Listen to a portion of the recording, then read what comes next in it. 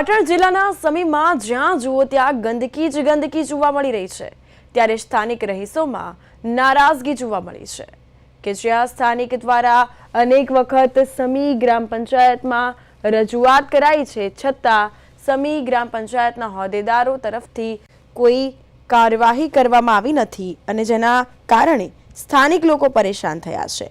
ગંદકીના કારણે રોગચાળો ફાટી નીકળ્યો છે તેવી દહેશત છે અને લક્ષ્મીનગરથી સમી માચન ગામથી શંખેશ્વર જવાના માર્ગ પર ગંદકીનું સામ્રાજ્ય જોવા મળ્યું છે।